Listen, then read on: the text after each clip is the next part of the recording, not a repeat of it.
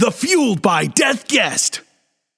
Well, I want to open up and talk about music a little because we've had a lot of metal musicians on this podcast. Shout out to John Longstreth from Origin on episode 23. But we're wondering, how much do you listen to metal? Do you use metal to pump you up before your fights or competition and whatnot? I usually tend to go to Muzak, like the kind of stuff that you would hear in your random mall store in the early 80s. That's fine. As far as being pumped up, Lionel Richie or, Christopher Cross. Does that just make you angry, or is that getting you your blood boiling? Absolutely upsetting. I love it. I absolutely love it. I do listen to metal to pump me up, obviously, since Bolt Thrower is my walkout music. Yes. Metal is, I like a lot of music. I listen to a ton of different stuff. Like I've been on a real Kraftwerk kick lately, and I went to Deus Records' 10th anniversary on Saturday. Killer. Which had any number of type of stuff, like electronic body music, synth pop. My friends, Youth Code, did like a short little set with this other band called Drab Majesty. A variety of stuff. I do love seeing live music for sure. I think that really trumps pretty much anything else out there as far as music's concerned. But I've always been a big fan of metal, and if you're going to be the most metal athlete in the world, then it only makes sense that you would listen to metal on a pretty regular basis when it comes to getting ready to do what you do. Hell yeah. Yeah, I've never seen anybody more appropriately covered in blood than you, so yes, that's pretty metal. I try. Mostly their blood. That's the intent anyways. Right. Yeah, but maybe a little mix. That's always good, right? You got to take a couple battle Seems scars. Likely. Yeah. So speaking of fighting, I'm curious. Have you had a seriously satisfying victory over somebody that maybe was a nemesis, or maybe was like a hard fought battle that surprisingly ended in your favor? Defeating Rodrigo Nogueira was a great victory because for a long time he was considered, the best. Yeah. And there was always a question of me at one point, but I always felt that I just needed to get in the ring with him to show that there was a difference between the two of us. But he just managed to avoid having to tap out to that knee bar. Yep. Although the funny thing is he was screaming, and then the ref came in and put his hands on us, and I didn't realize it was because time had expired. I thought it was because they were calling the match. But either way, beating Frank Mir was very satisfying because of it being a return to the UFC, and also just a lot of people going on and on and on endlessly about wanting to watch us fight, about how they were so looking forward to us fighting. Oh, what a great fight it's going to be, because they all assumed it was going to be two guys grappling the whole time. Yeah.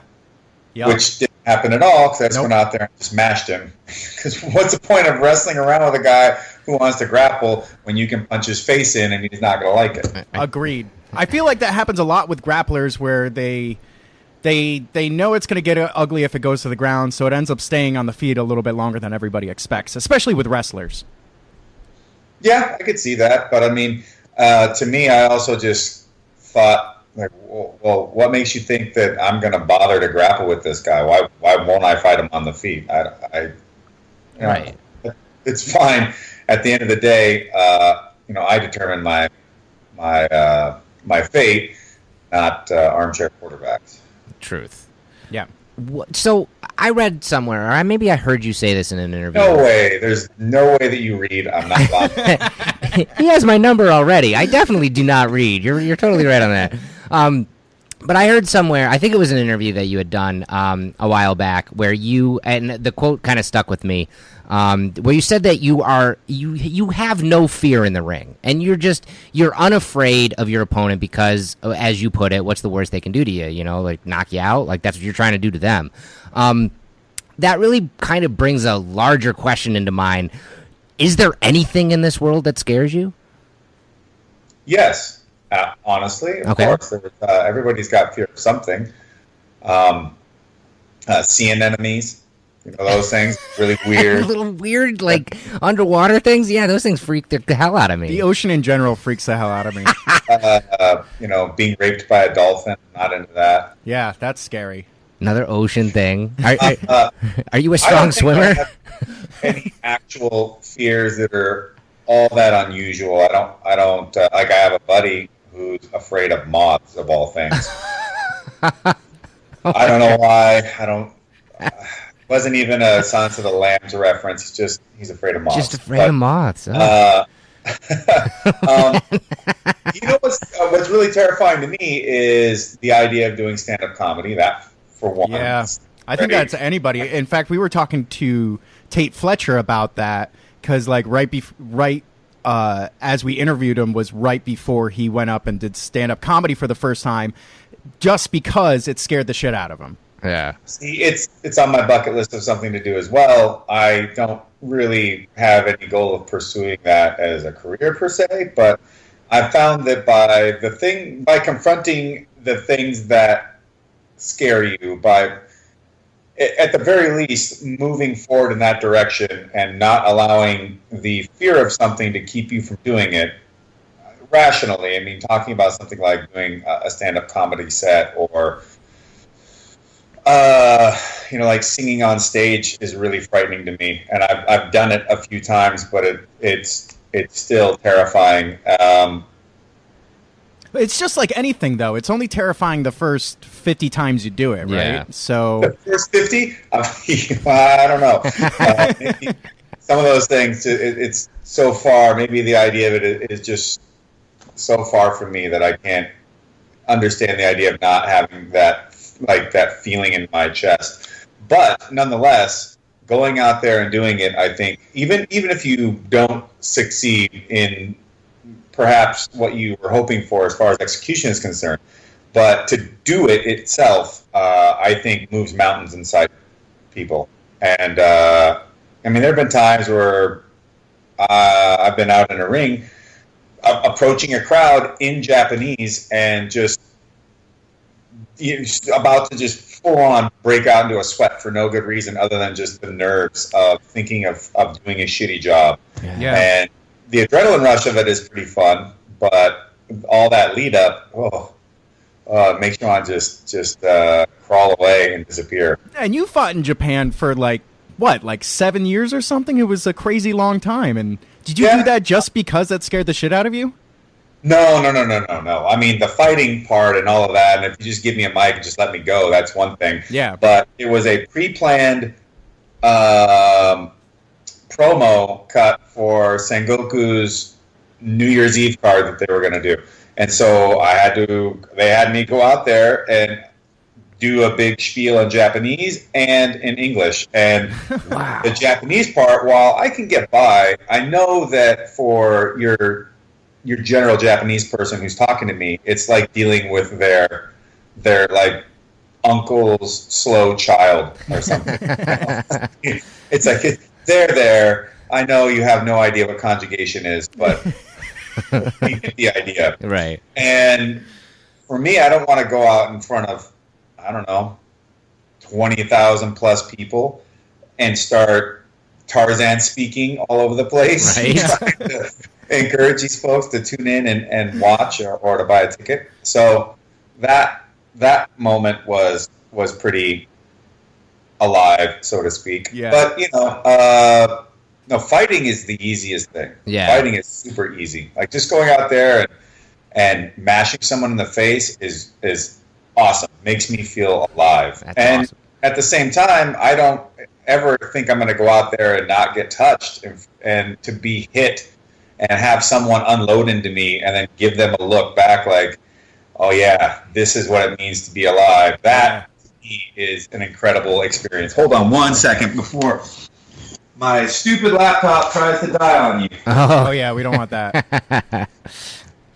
We definitely don't. And hooray! Yes. Solved. Awesome. Yeah, the fighting part is easy. Was it always easy for you though? Do you think it's just a thing that you've just done it for so long that it doesn't freak you out anymore? It never really did. Yeah. It's just the way I'm wired. And I've explained this to plenty of times just in interviews and what have you, but also to a lot of athletes that I work with. And that is the fact that I don't get nervous doesn't make me, or doesn't make my preparation better than theirs. Because at the end of the day, what you need to get to that highest functioning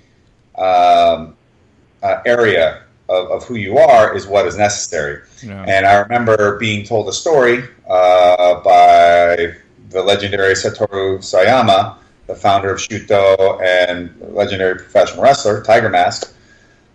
He told a story about a boxing champion in Japan who would get insanely nervous before all of his fights, like throw up, all that kind of stuff. Like, yeah. Just feel terrible. Me. And he hated it. And so he did hypnotherapy, this guy, to remove those nerves from before his fights.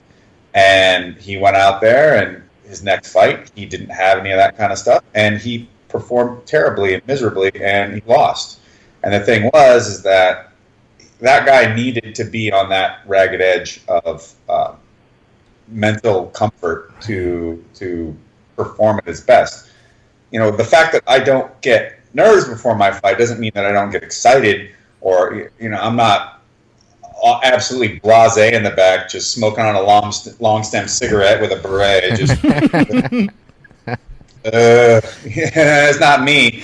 But to me, it's an opportunity to fully exist as a human being more than anything else. I get to be probably the most of myself as I can be as a human, at least as me, as my person, in those moments. So, hey, I mean, and it's hard for anybody to find that, you know, and it's inspiring to hear someone who you have a handle on it. You know what makes you the most you that you can be, and I think that's pretty awesome. Mm-hmm.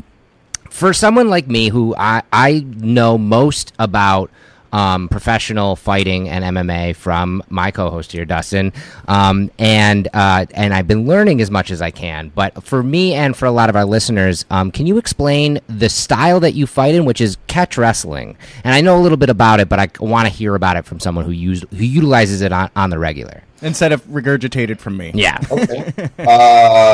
Probably the best way I could put it, layman's term, let's say, is it's a lot like you're at a family function, and, you know, you guys have just had dinner, and you're waiting for dessert to come around, and so people are kind of milling about maybe, and there's that uncle that's been drinking most of the day, and he traps you down in the basement for a minute. Go on.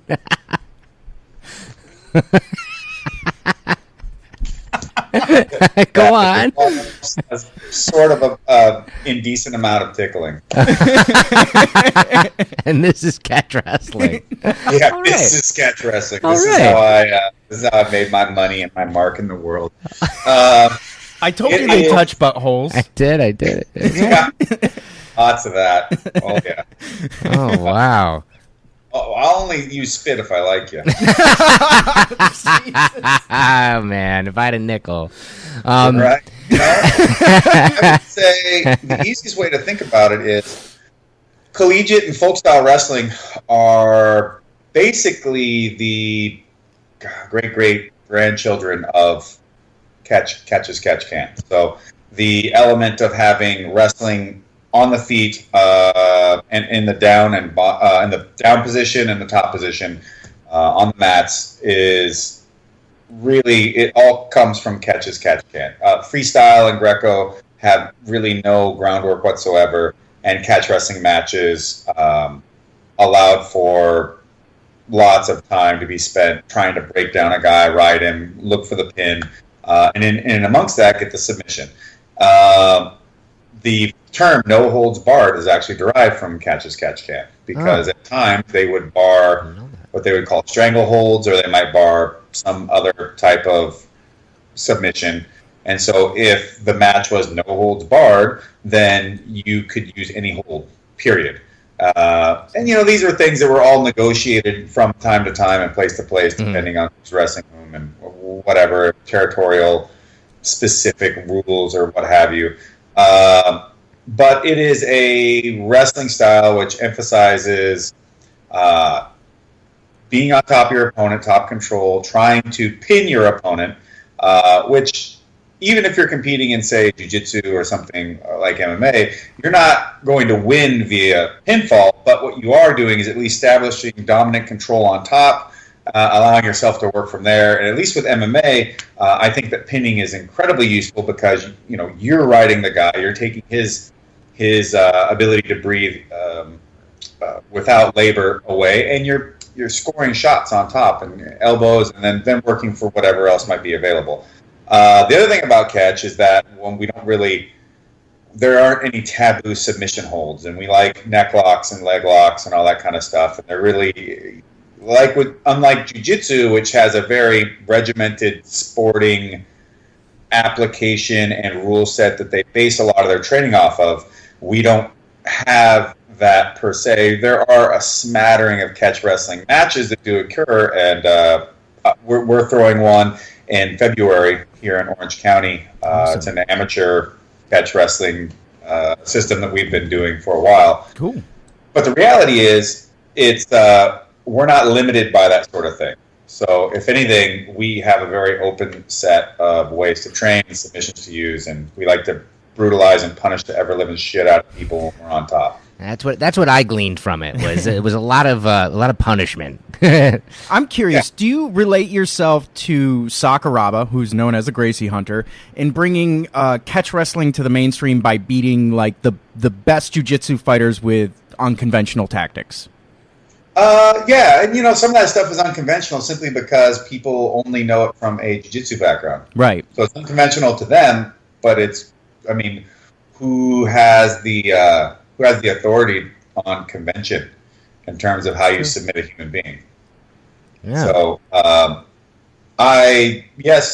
Sakuraba and myself do actually share relations in that both of us have trained under Billy Robinson. Both of us are catch wrestlers and professional wrestlers. We both are derived from the UWF style of training for fighting and wrestling, professional wrestling. And we have that lineage also back to Carl Gotch through our teachers too. So, yep. Wow, that's awesome. Wow. Do you think there's enough money in professional jiu-jitsu competition to become mainstream at all? Yeah, I think so. It all really depends on what your what's your end goal. What are your expectations here? Right. Like anything in life, your expectations really determine whether you're let down or not. Yeah. And I think that there is money in professional grappling in general, but it's never going to be like what you can get from prize fighting. Yeah. However, there's still a good market for it. I don't know how many people could really ply a trade entirely doing grappling matches for money. Yeah. Maybe. Because it takes quite a bit to travel, and not all of these are big enough shows that they could pay to fly you out. Yeah. But I do know that people are able to leverage a lot of these sort of costs based on doing seminars when they travel out to places. Right. But then you got to get good enough that someone actually wants to pay to learn a seminar from you. So, it's a process. You've been in the game now since the late 90s, professionally fighting and wrestling. The sport has changed a lot in that time frame. Do you think it has changed for the better, or is it harder to be a competitor now? It's all relative. It's for the better in terms of notoriety, paychecks, opportunity outside of fighting specifically. Yeah. There is more places to train. It's easier to find gear. There's a lot of things to it that have improved substantially. But I would say that the actual full-on base spirit of fighting has gotten worse. Yeah. In my opinion, I feel like the old school, warrior mentality of wanting to go out there and travel the world and find the best people and just mash the shit out of them, that doesn't really exist anymore. I feel like the sport itself has also become somewhat boring because there is no difference between one place to the other most of the time. It's like you're watching the same thing over and over and over and over again. And even in and amongst that, I think that the unified rule set it needs more tailoring, and I don't think 5 minutes for a single round is enough time for these high-level athletes to work. I think that judging on a 10-point must system also hampers it. Agreed. And I think that some of the reducing the ability what attacks you can use, like knees to the head of a grounded opponent, things like that. I don't really think that a lot of how MMA has been tailored in the modern era over the last, I guess I would say 5 to 8 years, maybe, has really been done by those who truly understood what they were looking at in terms of how to create the best. Oh. Uh-oh. Oh. Stay entertained, fresh. Oh. Did you get that? Yeah, we just lost the end of that. You were saying how it's the ability to obtain the best of it, and then it cut. Right, for the athletes to remain able to work in the best dynamic environment available to them, and also for the product itself to be as entertaining as it can be, because we're not fighting in front of nobody. We're fighting because people are paying tickets to come see us, Right. Or pay-per-views or what have you. So there's been a lot of arbitrary reasons for why certain things are pulled out or put in, and it's just, and no, that's not a euphemism, but it's I think it's been to the detriment of what fighting can be at its best. And I think we're kind of seeing the result of that a little bit. I think viewership has gone down a bit, but it kind of sounds like you might yearn for the old Pride days, the first round being 10 minutes and the knee strikes to the grounded opponent, to the head and whatnot. Do you miss the old Pride days? I do a lot, and Yeah. I even miss like the old school pancrase days with open hands and ring escapes and stuff, rope That was escapes. fun. But it's like there's a differentiation between how much do you want to be a sport versus how much do you want it to be prize fighting. Right. And if you try to cut the difference between the two, but you don't go one way or the other, you just get this bastard that doesn't really fulfill either. Right. And so, like when it comes to amateur MMA, which most places in which I've seen it, I think it's bullshit. It's just fake prize fighting where you don't pay the athletes. Yeah. And so the claim is always, well, we need to prepare people for the pros. And it's like, well, no, that's not the point of amateur athletics. Amateur athletics is so two schmoes like yourself could go out there, get jacked up on some Valhalla Odin Force. Yeah, there it is. Go swing on each other until somebody says, I'm done, or shit their pants from caffeine overload. Right. But Or both. or both. We can't always hope for the best result. But the thing is, they'll have these kids go out there, fight 2-minute rounds, which is pointless. Right. You can't really get anything accomplished. Yeah. They've got them stripping shin guards off at like 3 fights or something. I'm going, well, what's the point? Just let them wear shin guards. I mean, the whole point of having a shin guard is not that you're not going to kick someone in the leg with a shin guard on and not hurt them. Trust me, I've trained long enough to know that when Jerome LeBanner wears a shin guard and kicks you in the leg, it fucking hurts. Yeah. But it's so that you don't go on the podcast with a giant set of stitches in your forehead or in your eyebrow because someone shinned you right in the eye. Right. Which this is amateurs, and then you got these kids just basically sprinting across the ring, taking the other guy down, and then just ground and pounding them as hard and as fast as they can until they stop it. And it's like, well, how is anybody getting any better with that? And if anything, it would be better to not have them punching guys in the face and having to forced to use a more well-rounded skill set. Or it's like when it comes to the professionals, giving guys a bit more time to work, let's say 10 minutes. Yeah. And if you're worried about a sporting aspect, then, take out things like elbows, take out things that cause cuts. Now realize what you are reducing the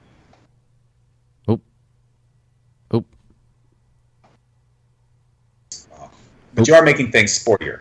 Now, if you want it to be more like prize fighting, then give them more options. Yeah. But don't baby the fighters either, because nobody is going into this not knowing full and well what could happen. Yeah.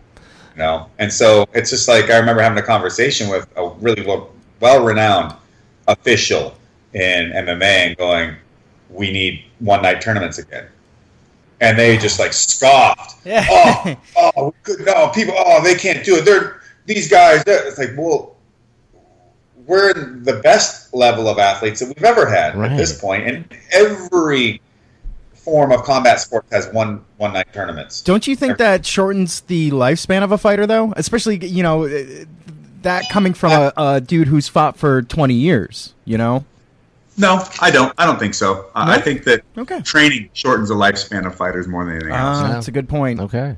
Gym wars, man. Gym wars will kill you. Yeah. No, that I think is the thing that really takes its toll, because as many punches as you might receive in a bout, it doesn't compare in any way to the amount of times you're going to get hit in the head training. And nobody's counting either. It's just nobody's paying attention. There's no regulation there. It's kind of scary. And I'm curious, how much of that type of fighting have you done in your day? Did you cut that out early, or did you ever run into like training in that fashion where you had these big gym battles?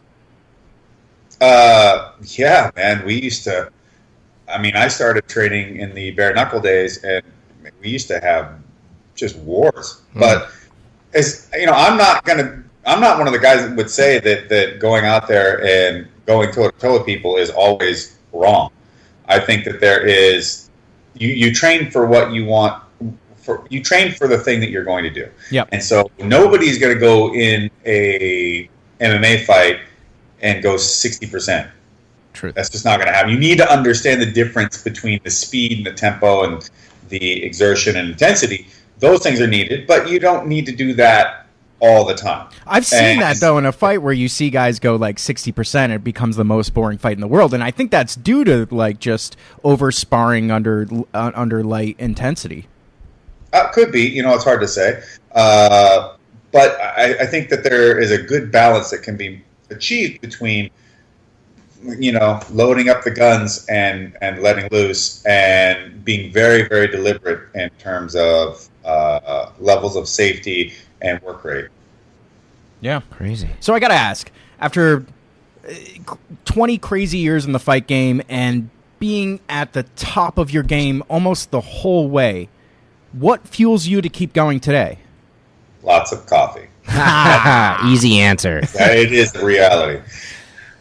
What keeps you wanting to compete? Like Dustin just said, like you've been consistently at the top of your game, and a lot of guys will do that for a little bit and then be like, well, I made it to that echelon and I'm done. But you keep getting out there and you keep mashing faces and you keep putting smiles on our faces because you're doing that. But like, what keeps you going? What keeps you wanting to do that?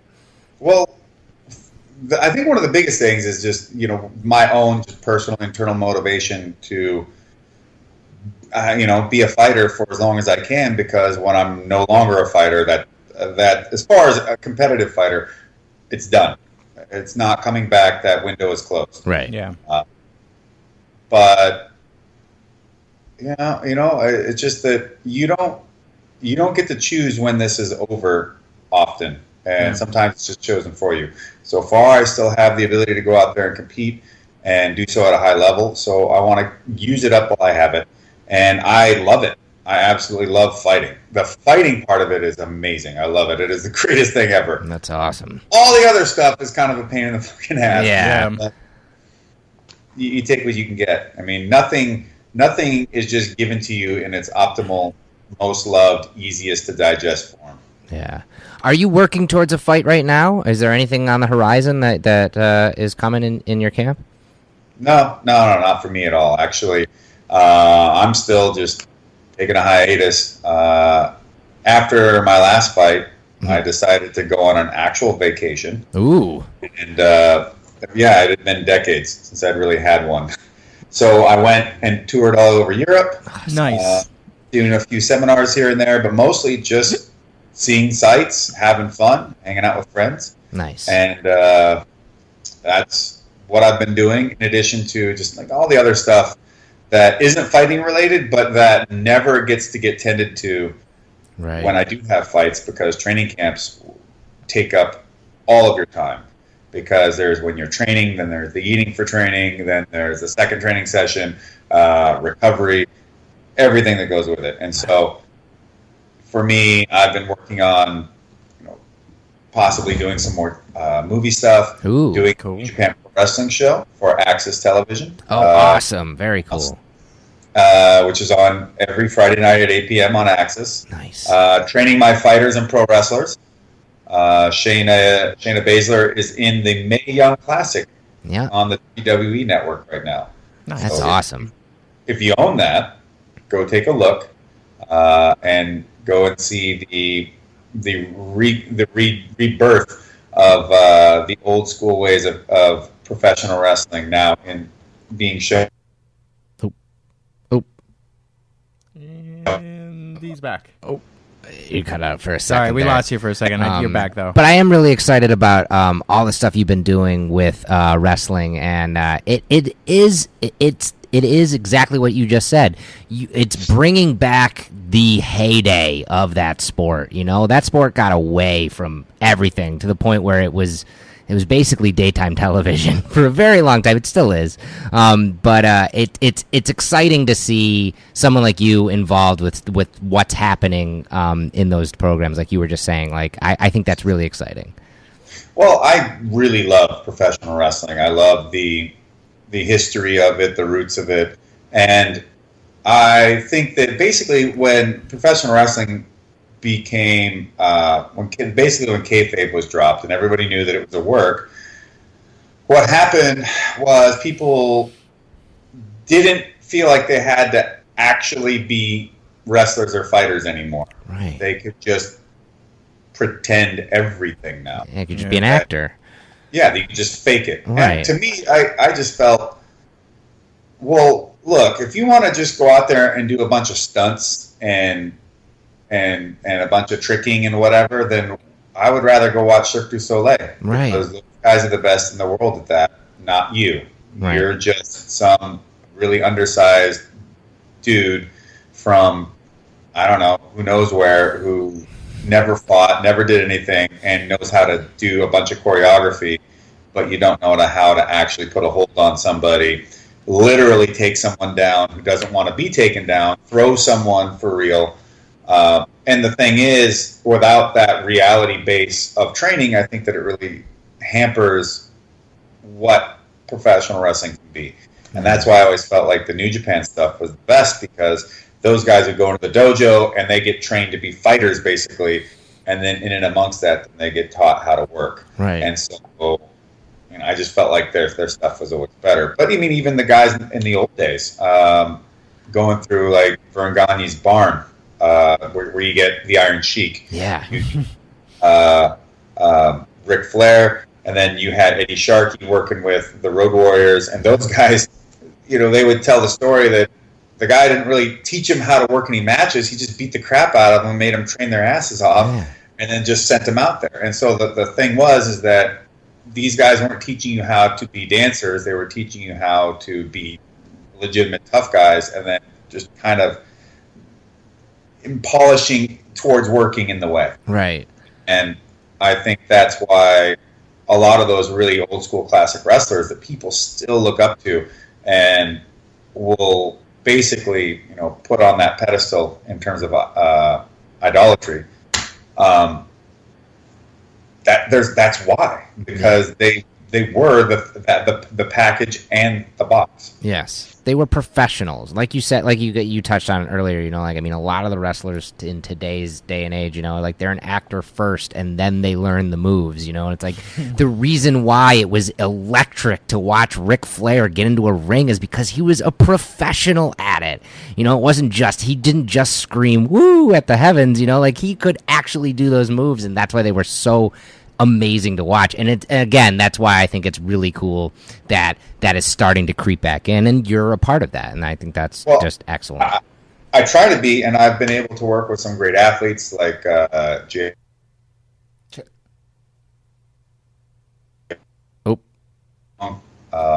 Obviously Shayna, who's in it now. Yeah. Doing this Mae Young Classic. Nicole Savoy, who's also in the Mae Young Classic. And I've had just people coming through as much as possible and just trying to help them out. And the thing is, it's like people will get hung up on the idea of like this move or that move. I'm like, the moves don't matter. I'm not, I'll teach you what I know as far as moves are concerned. And if you want help on developing something else or how to perfect something, I can help you. A move is easy. But it's the sentiment, the way you approach doing all this stuff, and then how you time and put all this stuff together. If someone's going to stand around and wait for you to do something, then it just looks fake. Yep. Totally. So, looks like a shitty movie. Yeah. Yes, exactly. And by the way, Ric Flair was like a college football standout. Yeah. This was not just some dude who saw an internet ad right. or a wrestling school and went out there and joined it. This was a dude that was a high-level athlete, and then just to get into wrestling. And then to get into wrestling, he trained at Vern Gagne's barn, where you had Billy Robinson making dudes run and wrestle and do all this stuff every single day. I can't imagine what the regimen would have been like. I mean, I can. I've actually read some books on it and stuff. Well, I pretended to read, but yes. You looked at some pictures. I looked at some pictures, but I can't imagine. I can't imagine actually going through that regimen and having to do it. Oh my god! There's a documentary on the AWA. It was on Netflix. I'm sure it's on the WWE network because I believe they've got all the rights and footage to it. In fact, they probably are who produced it, and it's pretty fantastic. I gotta check it out. A lot of that. Cool. That's awesome. So, are you eyeballing the UFC heavyweight division? Is there anybody that you'd like to match up against to like test your skills against? Is there anybody that you'd like to call out on our awesome show? And his name is whoever pays me the most money. I know that guy. Yeah, his name is Conor McGregor. Yeah, right. I'm not really keeping real close tabs on any of that kind of stuff. There's nothing there that I'm not familiar with, and they're all very tough, talented, athletic guys. Whoever that could be is just a matter of doing a training camp, going out there and fighting. Yeah. And beyond that, it's all old hat. Yeah. I asked Liz Carmouche this. Do you think it's more beneficial for fighters to be doing the shit talking and the calling out and being more aggressive about it? Do you think those type of fighters end up getting paid more? I think that if someone is sincere in doing that, not necessarily sincere in trying to humiliate somebody, let's say, but sincere in what they say and why they're saying it and what they're feeling, then I'm sure it'll work, whether it's talking shit or not. Right. I think that Conor McGregor is sincere about all the shit he talks, but I think he's sincere mainly because what he's doing is he's adding pressure on himself to perform up to what he has said. Oh. I think he's basically amping himself up by making such bold statements that you have to back him up. It's like the nervous fighter before a fight almost. It's just his way of being where he needs to be before he fights. Correct. I think so. But at the same time, I think he's having fun with it and it gets people's attention. Yeah. I think that if you're going to go out there and talk shit and you're being inauthentic... Oh, it sucks. It sucks to see that. And it's not going to work. Yeah. When you get in the ring, do you think it's more? What do you think is more important to have, intelligence or confidence? Brass knuckles. I'm taking notes. Hey, we saw what happened against Judo Gene LaBelle. He took care of those brass knuckles in due time, so maybe that's not the best idea. A truncheon, maybe then. Oh my goodness! A club, a gun. I love it. I love it. Oh man! But seriously, if you had to pick one, would you want to be intelligent about your approach, or would you want to be confident about your approach? I think confidence can trump intelligence in this scenario, because I've seen plenty of guys that were quite intelligent at what they were doing and then go out there and then lose faith in themselves and what they were doing and allow that opponent to take advantage of that lack of belief. Where I've seen total morons believe that they were way better than they really were, go out there and find success. Of course, it comes to a point where they meet that person that is not only skilled but confident, and they get fucking wrecked. Yeah. But that stupid blind confidence has served. I've seen serve people quite well. Yeah. Interesting. I got to change my approach. Well, you have to measure all your results and then go and make changes from there on out. And the trouble with some of these confidence guys is, as soon as their bell gets rung and they get knocked dick in the dirt, that's when all of a sudden their own mortality becomes aware to them. And that often is the downfall of that fighter. And we've seen that happen so many times. We've seen fighters completely ruined from a quick loss, and then that's the end of that fighter for the rest of their career. Yeah. That's crazy. Well, I gotta say, I cannot wait for you to get back in the ring, but take your time. Enjoy your time off, and but not the ring, the octagon. The octagon. Sorry. See, he corrects me on all this stuff, which is good. But we definitely want to thank you for taking the time to talk to us on the podcast. Do you social media at all? Is there any way that your fans or our fans can follow you on social media? Oh, 100%. I'm on all the stupid, absolutely vapid social networks. All right. I'm on the Facebook at facebook.com/Josh Barnett. Okay. That is my fan page. I have a Twitter and an Instagram at Josh L. Barnett, where you can go and see all my musings, rantings, ravings, and general dark and fucked up sense of humor. Awesome.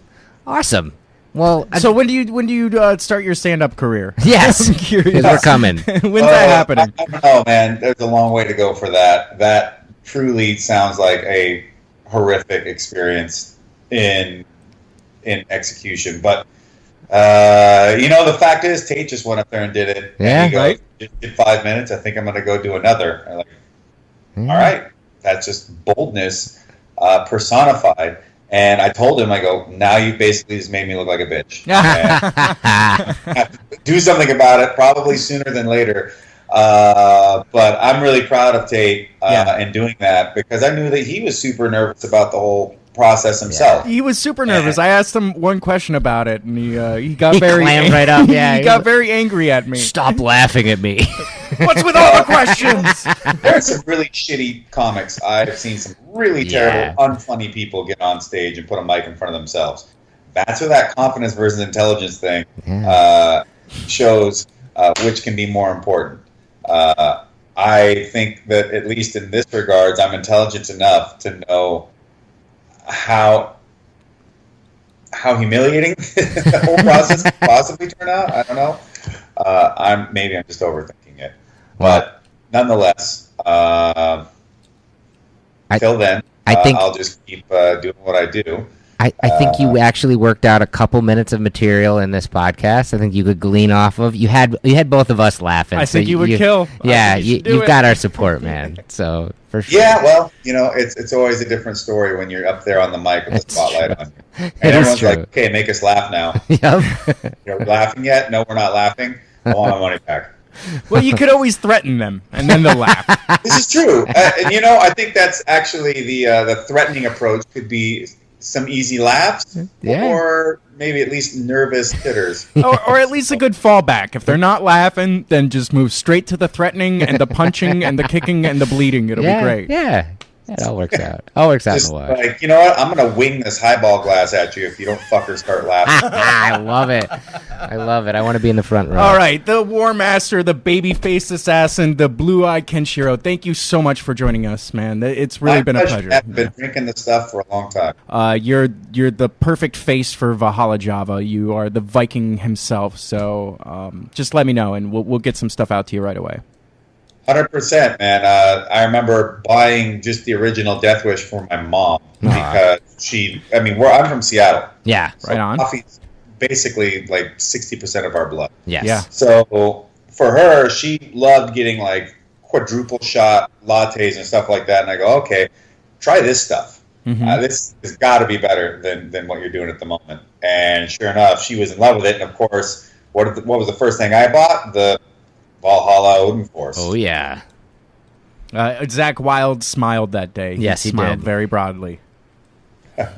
Awesome. Righteous. Well, thank you so much, man. It's really been a pleasure, and I hope to be there on your next fight. I don't know when or where that's happening, but I will. I'm seriously such a huge fan. I want to be there when that happens.